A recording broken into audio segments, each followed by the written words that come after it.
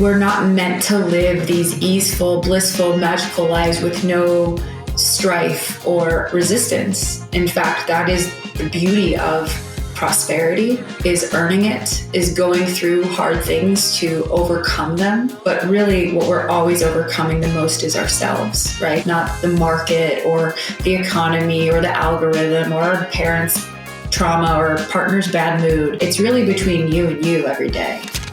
Let's talk about change. The truth is, nothing changes unless you change.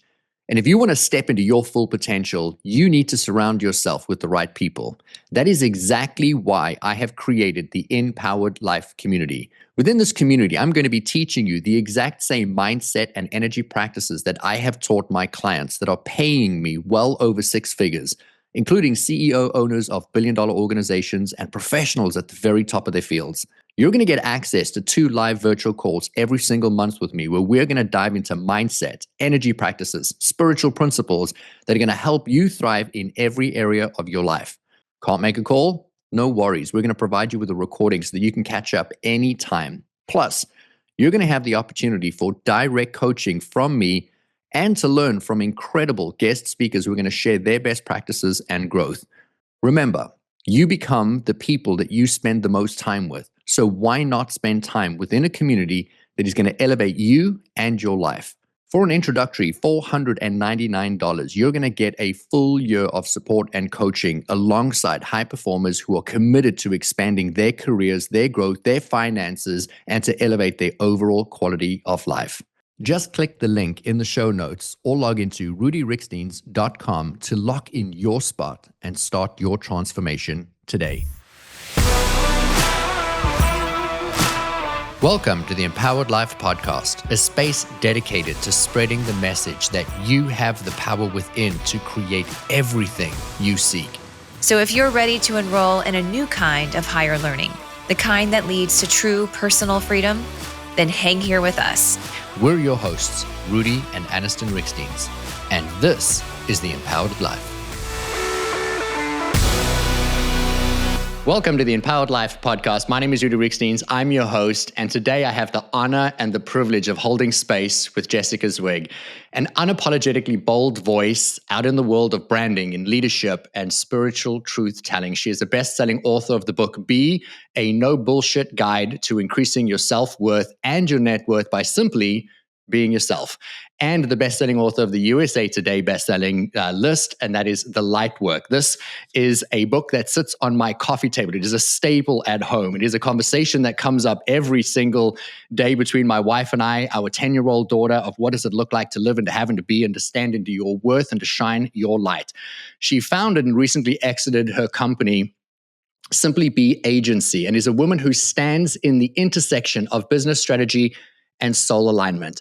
Jessica doesn't just build brands, she builds movements of authenticity. She's a teacher, a mystic, and a leader that proves that you can shine your light and that your light becomes your legacy, and that the deeper you go inward, the brighter you shine outward. We're going to talk a lot about shining your light today in the InPowered Life Podcast, but I just want to stop for a moment, take a deep breath, and say welcome to the show, Jessica. It's an honor and a privilege to share space with you here today. I have tears in my eyes and my hand on my heart, and I receive that intro. It is such an honor to be here, and thank you for, seeing my work. I think that's the greatest gift we can give people, is to simply see them. So the honor and the excitement and the gift is mine, Rudi. Thank you for having me. I'm going to jump right into the spiritual, if I can phrase it that way. I 100% fully believe that you and I could sit on this episode right now in absolute silence for 45 minutes, staring at each other. Somebody could listen to the audio version of that, and there would be profound transformation, because I believe you carry a frequency of energy that touches people, and it is a catalyst for growth and for change. And so I set that right up front for the benefit of the audience. If you're listening, oh my word, your world is about to change in the most beautiful way. And it's going to be so divinely led, because this is somebody who's leading from the front, who's leading by example, who profoundly impacts women all day, every day. And here I am, not a woman. And she is so beautifully impacting me and teaching me what does it look like to live in your truth. We hear terms like authenticity, but to see it is very different than to imagine what does it look like or imagine what does it feel like. I want to tell you, I have a list of questions that I have for every interview, and I sat down this morning and in a meditative state intuitively got the message that I am not to ask the opening question today. And anyone can dive into any podcast episode of yours. They can Google you to learn of your story. And normally that's where we go in a podcast. But I was suggested to ask what is most pressing on your heart that you feel you want to start today's conversation with. Oh, wow. Beautiful. I'm going to take a page from that on my podcast. Honestly, I have been really in it. And by in it, I mean dealing with what I would call the 3D, 3D reality of I'm about to move. All right. So they say moving, death, divorce are among the most stressful moments in life. And I'm in that, like, eye of the storm right now. My husband and I are moving into a custom home. We've been on this journey for 3 years. It's like we got pregnant with this beautiful idea to birth this house. And I've had a dream pregnancy. Everything has been going really smooth, like metaphorically speaking. And in the last month, as we get closer, it feels like now we're in contraction, you know? And on top of that, I've got a very full business schedule. I've got dogs that I'm managing. They've had health problems, just like 3D stuff. And what's really pressing for me to answer the question, Rudi, is I've been studying Kabbalah lately. And, I know this because I wrote a book about this myself. And as far as spiritual technology is concerned, right? Because it's all technology. It's not, I don't subscribe to the religion of things, but the spiritual, metaphysical, quantum technology of this human experience. And I'm reminded in studying Kabbalah lately that what we see, smell, hear, touch, taste represents only 1% of reality. And that there's a 99.9% of reality that is the real reality, which Kabbalah calls light. It is endless. It is infinite. It is abundant. It is beyond our limits. And to really anchor into the sovereignty that I have on a daily basis to connect to that. And those practices are simple. I sit at my altar and talk to I have conversations out loud with my spirit guides. I feel them, I get chills in my body and knowings in my gut as affirmations that they're responding. I practice gratitude. It is such a gift to be alive.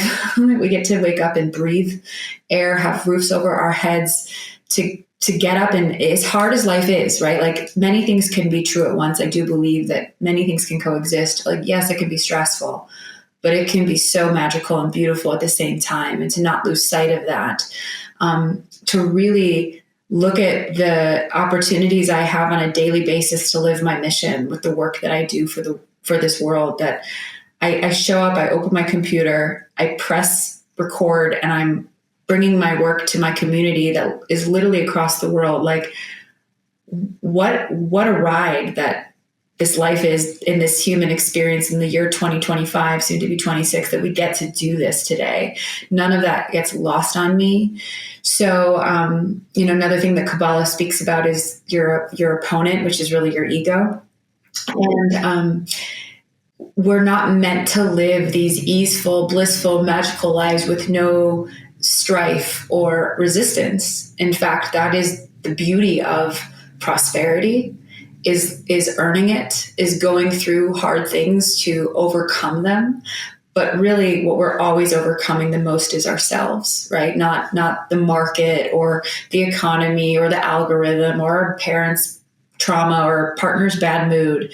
It's really between you and you every day. And so I've been very attuned to that lately, and reminding myself that what I see, touch, taste, hear, and smell is an illusion, and that the real is this 99% beyond me that I can't see. And I get to co-create with that based on my choices every day. So that's what's really real for me right now. Hey, it's Rudi Riekstins here, and I want to ask you, Have you ever wondered if there's more to your life and work than what you're doing right now? What if I told you that the universe is hiring and you were born to fill a role that will bring you true purpose and success? In my new #1 best-selling book, The Universe is Hiring, Discover the Role You Were Born to Fill, I'm going to show you exactly how to step into that role. This isn't just a book full of inspiration. It's a roadmap to help you start shifting into a more fulfilling life right now. You'll get clear on your unique purpose, learn how to align with your strengths, and take actionable steps towards the career and life that truly light you up. If you're ready to make a change and start living the life you were meant for, grab your copy today.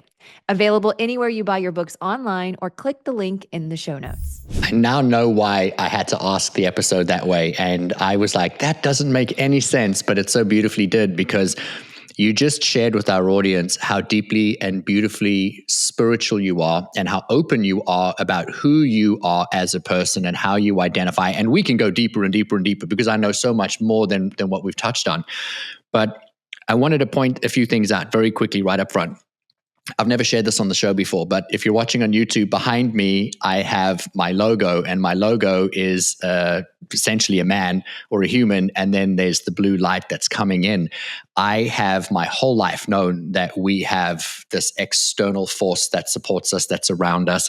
I was talking about reincarnation. I was talking about the ego. 4, 5, 6, 7 years old.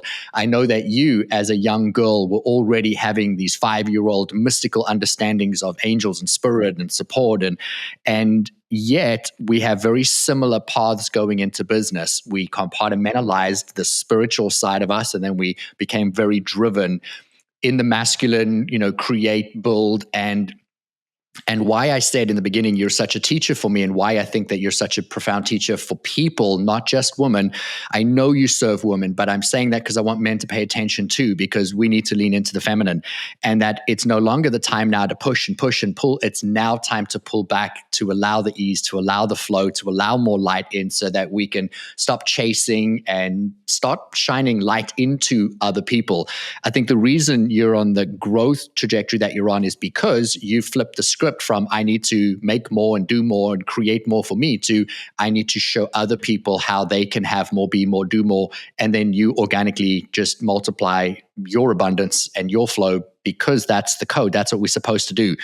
But for the benefit of the audience that don't know you, I want to go back a little bit. You started 3 businesses now, you've exited, you've done extremely well. But I want to speak into you being in your agency and wearing the hat of, I need to be an agency owner. I need to be prim and proper. I've got clients. I'm taking their money. I need to look apart. You told a story that first ever story I heard of you was sitting at your table with flower essences. And I have flower essences, a number of them on my desk. And you were in what we would refer to as corporate America, and your team were like dying 100 deaths because you were whipping this out in the middle of a meeting. And the reason I bring this up is because that was my journey in corporate America: sound bowls, clearing the energy, saging the office at 6 a.m. before important meetings. And people were like, what is this guy doing? He's the boss, so we won't say anything. But it's like, I compartmentalized that. And why I wanted to start here is because you have so beautifully demonstrated that even though you could be very successful compartmentalizing who you are, you only really stepped into the full breadth of who you are becoming. And I choose that carefully because you're still becoming, but becoming that when you stopped segmenting. And so I want the audience to stop in their tracks today and really listen to what you have to say next through the lens of how can they stop compartmentalizing themselves? How can they start acknowledging themselves as a spiritual being? And how can they start bringing the full breadth of who they are into everything so they have the potential to also become? What did it take for you to risk everything? Because that's what you were risking, was your reputation, your business, to just unapologetically be you. Whew. Thank you for referring that story. I'll reflect it. What's coming to me in that answer, Rudi, is like, I didn't know how else to be. I didn't really feel like I had a choice. I started Simply Be Agency as a one-woman consultant. Okay. I had just gone through a massive spiritual breakdown. I had gone broke, financially destitute at 33. I had contracted an autoimmune disorder. I was going through a wicked business divorce with my business partner. I was just physically inflamed, I had surgery because I was getting so sick. I was in this real shithole, rock bottom. And I went through this dark night of the soul. That was one of my first. And I started doing spiritual development, personal growth work. I really had to take radical responsibility.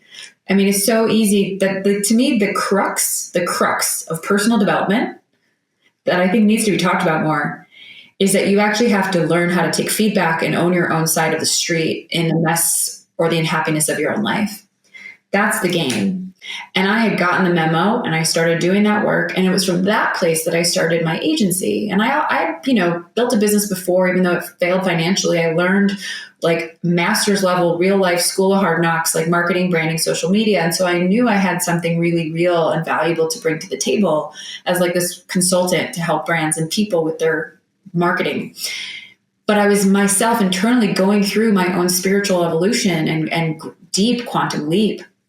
And so that business, Simply Be, for a lot of those reasons, I also was, in the right time, right place. I started a personal branding agency in 2016-17, which is really when the world blew up and was I need to be on social media now. And I had been on it for 8 years already. And so I was really able to meet the moment. And I started getting business. I started getting clients, and I remember hitting 7 figures in 18 months, which I never would have guessed I could have done.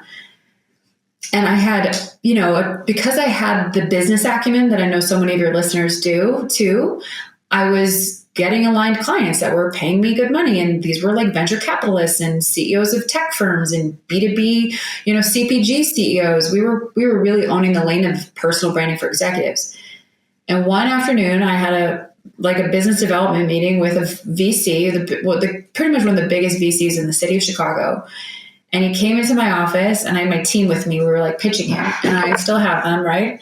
And my flower essences, and I was listening to him talk. We were all in this meeting, and I had a glass of water, and I took out my flower essences and just was putting them in there. Not really I wasn't trying to impress him. I wasn't trying to be just secretive. I was just being myself for the day. And he stopped me, and he was like, what are you putting in your water? And I was like, they're flower essences. Do you want to try some? Literally, that was my organic reaction. And he was like, well, explain them to me. What do they do? Oh, they're flower essences, the frequency of the flower. They, sync your nervous system and your energy field to the energy of the flower. Anyway, my whole team, I had women on my team at the time who were definitely not as woo as me, who wanted to die. They were like, is my boss really doing this? That she's going to lose this client. He's going to think she's kooky. Long and the short of it is he took those flower essences in his water, and he ended up becoming one of my biggest clients and referred me to so many other clients. And my business grew because of that one VC relationship. And I really reflected back on that moment many times since then that your personal authenticity, whether it's spiritual, whatever you're into, but you being yourself, it's a magnet. It's a strategy that you might not even realize that you have, that makes you magnetic and interesting in a way. And I also will say about the spiritual piece, I think most people are starving for a new conversation around consciousness, humanity, magic, the connection to the universe. I went into so many corporate companies during those Simply Be years where I would teach workshops to Discover Card, Salesforce, Motorola, Google. I could name Blackstone, one of the big, $1 billion company. I'd go in and they would have their arms crossed, legs crossed when I'd walk in to teach personal branding. And I always would say we were a personal transformation and empowerment company disguised as a personal branding company. And by the end of those workshops, they would be wide open, on their feet. They were like dry soil in those corporate environments that didn't even recognize how parched they were for truth, for authenticity, for humanity, for the celebration of the human experience and all the different ways that we get to play with that. And I learned very early that did not diminish my credibility professionally. It enhanced it because people had an emotional heart connection to the work that I was presenting. And I, on top of that, was giving them radical permission, subconsciously or consciously, to be more of themselves as well. And that served me, and it still does. And I kept, my spirituality kind of internal. Like, if you knew me well, if you worked for me, my headquartered office would simply be, all of our conference rooms were named after crystals. Like, we had the tiger's eye room, the rose quartz room, the, lapis lazuli phone booth, like, not joking.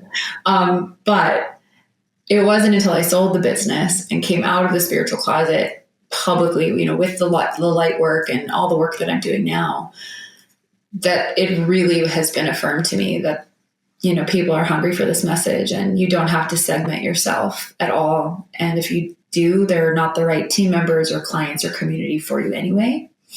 And learning to trust that, has been a muscle that I flex all the time, but I walk it. And I think that's really why I'm here. Cause I don't really, put myself on any pedestal. I don't think pedestals exist, to be honest. It's all a projection and illusion, but just to simply be a reflection of, the light inside of you. Because if I shine my light brightly, like, you'll see it and you'll see yourself in it. And then you get to go be the light and do that for other people. And that's how we truly shift the planet and the consciousness of this planet, by being the light beings that we are. And so that was the Simply Be kind of entree journey. And that business was beautiful, but it taught me a lot too. It wasn't all light. There was a lot of dark as well, which we can talk about. So I want to touch on something that I think is so important, because I alluded in the beginning of this episode that you impact women. You show not only through demonstration what does it look like to live beautifully, boldly, and very successfully by being your most authentic self. Not only do you shine light on others so that they can see themselves on that elusive pedestal until they're strong enough to stay there, but you're healing so many men too. And I want to bring awareness to that, because I think that we're at a time now where men need to realize that we are both masculine and feminine, and that we don't have to live and act in this 3D, move things forward.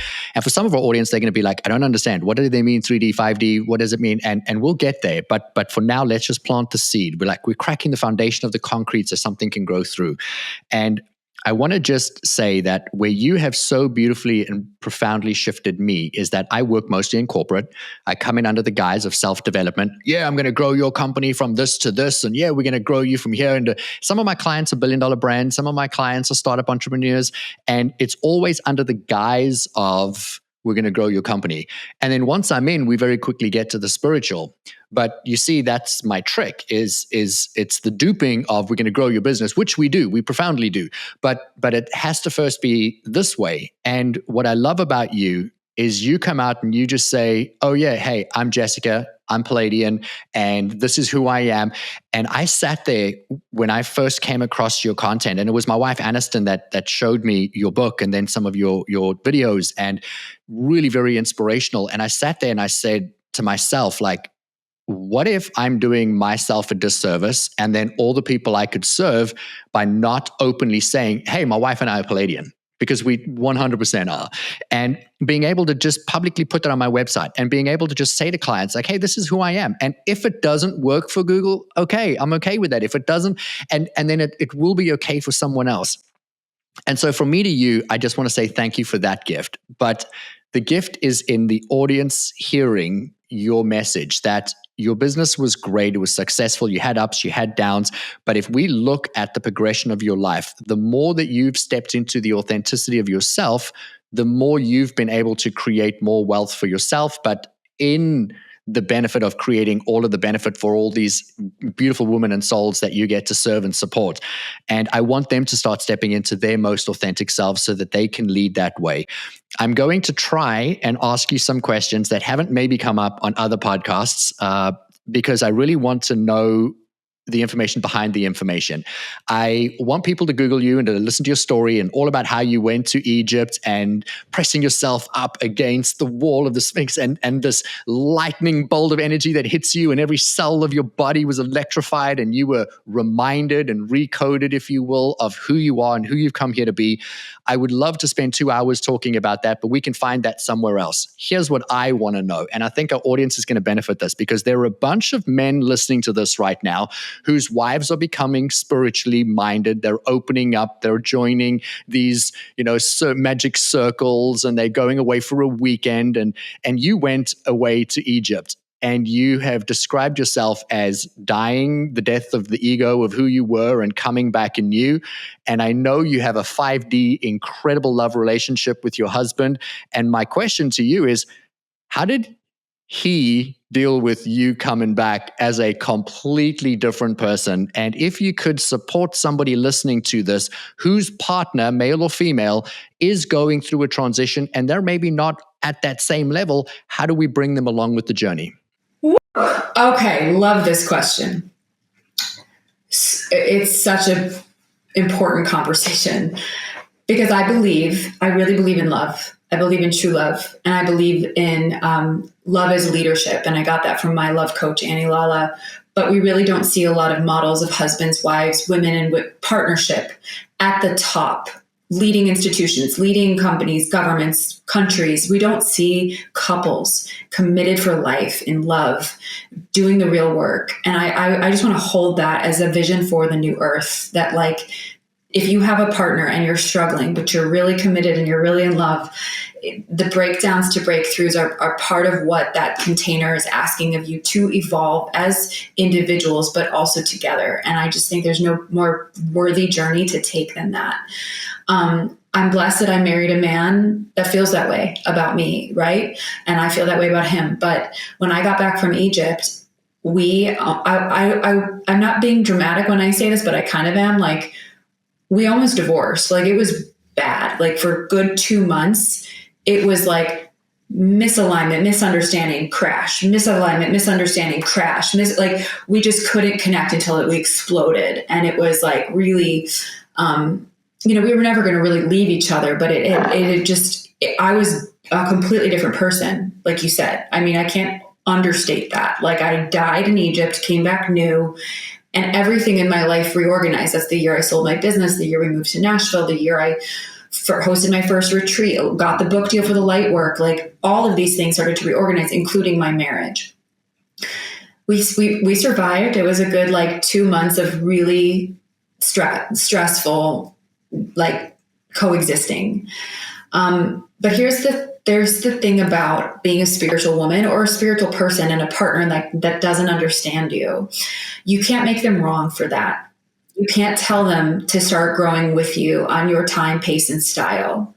In fact, the more you even try to market your beliefs and journey to them, the less they're interested. And I had to really stop trying completely and just live my path and let my husband witness me as the living example and embodiment of what I was preaching. I stopped preaching it. I started living it. And that became more and more of his invitation. And he, he was a big drinker. I don't drink. I haven't drank for 6 years. I'll just use this as an example. And I got really used to the fact that he would drink and I didn't.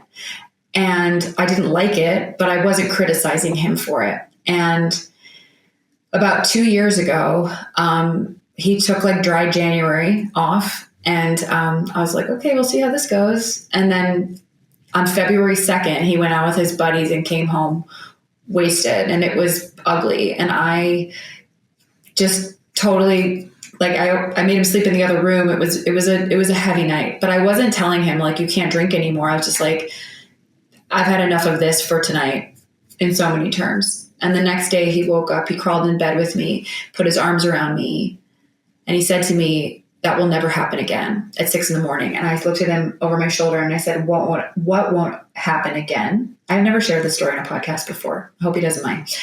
And he said, and the question behind the question was, you never drinking again, or you never being an asshole and drinking again? I didn't need to even ask that. I said, what won't ever happen again? And he said, it won't happen again. And Rudi, the long story short is my husband hasn't drank in 2 years. Quit cold turkey that day. He was a big drinker. He started microdosing. The point I'm making is that I knew where his potential lived, but I couldn't force that onto him. And just like drinking, just like any sort of soft addiction, any sort of, consciousness that's rooted in the matrix, like people have to come to their own awakening and own reality in their own time. And if you're really committed to your partnership, especially as the female, the woman who we are more intuitive, we are more spiritual, we're literally encoded with technology in our womb and our yonis. We create the universe, you guys. We're the magic ones. Our husbands are the divine protectors and, strategists and the leaders in their own right.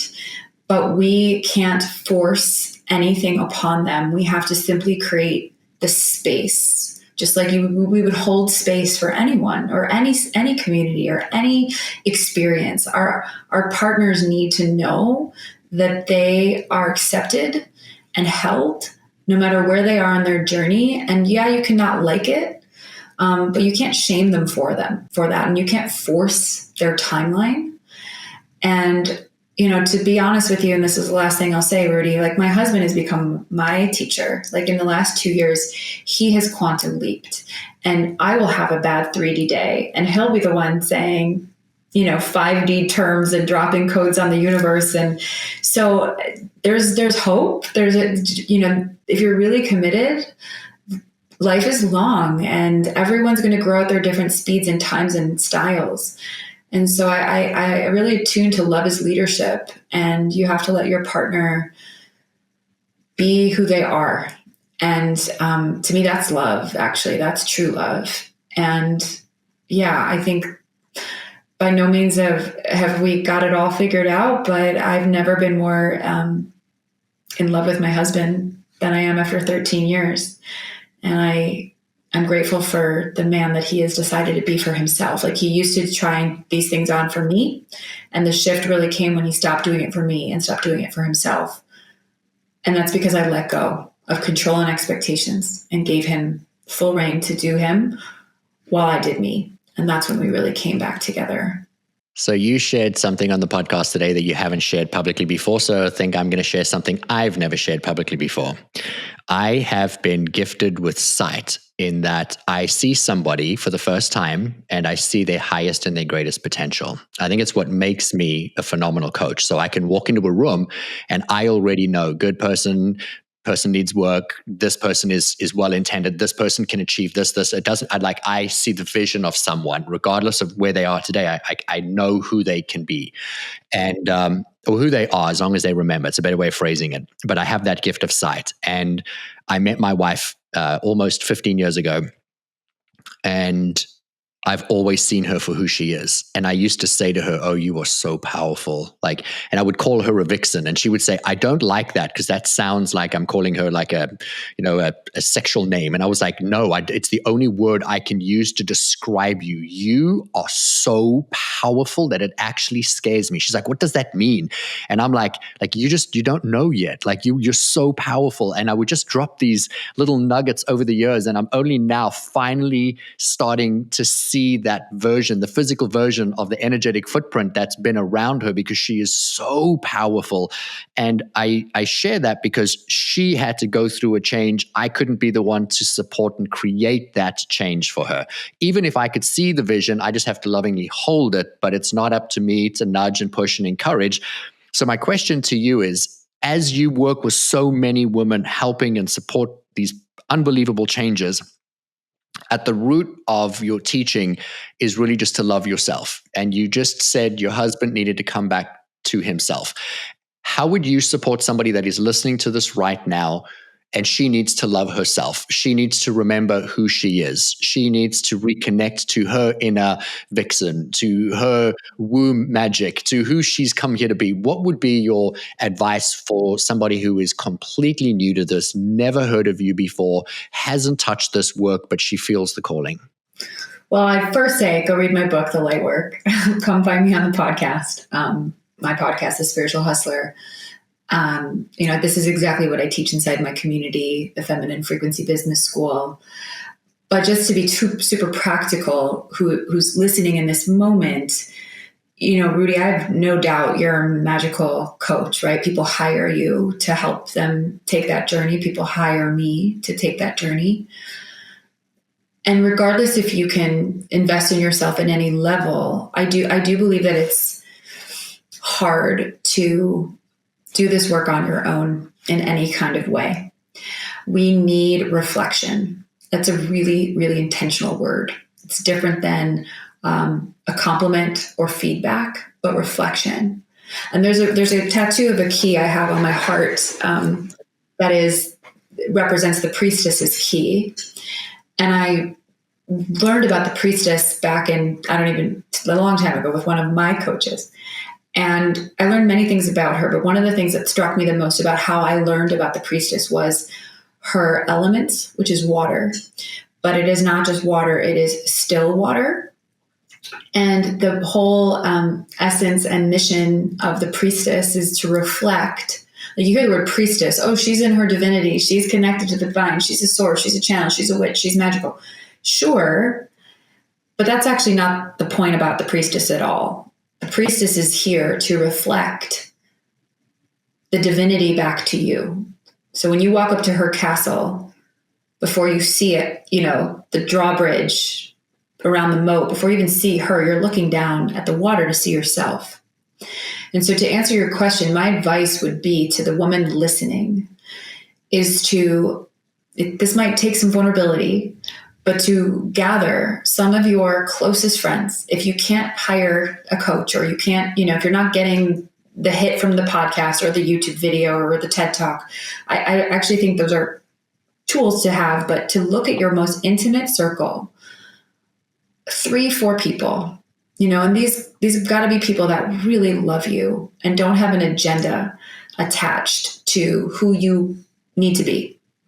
And just ask them, to reflect to you. Say, I'm going through some personal, growth, internal work and study, and I'm trying to know myself more intimately. It's really hard to see yourself as yourself, because you and I we share that code. I see the magnificence in people quickly, and I'm able to hold up that mirror right away and articulate it for them, instantly. And it's an unlock. It changes their lives. It's how did you name that? I would have never said that about myself, but that's so true, right? And it shifts the way they move through the world from that moment forward. So gather your spirit team, gather your friends, gather your mentor, gather a partner. Parents can kind of be a little loaded, but let's find the people in your life that really, really want the best for you, that hold you in times of greatness and in times of chaos. And just ask them all this question, what is my value? What do I bring to the world that no one else does in the way that I do it? Can you help put words to that for me?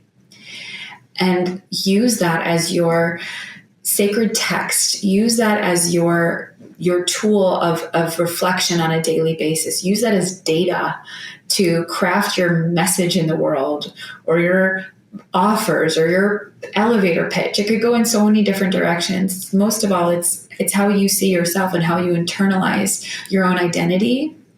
And then you got to practice it. You got to show up as her. And I believe that. Now I'm kind of going off on another philosophy, but I'll just end with this. There's that term, fake it till you make it, which some people subscribe to and some people don't. Frankly, I feel like that's the story of my career. I was a broke, struggling actress, didn't ever know I'd become a serial entrepreneur. I had to fake it until I made it. But what I was really doing was faithing it until I made it. No one can tell the difference. I think when we have clarity on who we are, who we want to be, at least some connection to a purpose, and you get that reflection of people affirming that for you, like I was just describing, and then you show up, you look at yourself in the mirror, you start your day with a mantra, you take a risk every day that grows the muscle of courage inside of your system to train it that it's safe to be yourself. And you practice, you show up to the gym every day, you lift the weights, you're going to step into that remembrance, to use your word, because I don't believe that we are becoming. I think we are unbecoming all of the programming and conditioning that has been placed upon us ancestrally, societally, culturally, educationally. All of that needs to become unraveled. And this is really the work, right, of remembering who we really came here to be. And sometimes we just need a little reflection to get us going. I am going to ask you one closing question. I want you to rapid fire the answer because I want to be respectful of you and your time. And I'm going to turn you back onto you for a second. Before we do that, I want to tell our audience, I'm going to put the links into the show notes for your podcast, for your Instagram, for your website, for both your books. I highly recommend everybody dive into all of you, not just women. I'm an advocate for men get to grow in this market too. Even though it's not directly aimed at us, we get to benefit from it. My closing question to you comes from one of the biggest spiritual podcasts on the planet, and it happens to be yours. And it is a closing question that you ask people at the end of your episode. And so I would love to know, what are you spiritually hustling for right now? I'm going to cry. I am spiritually hustling for certainty.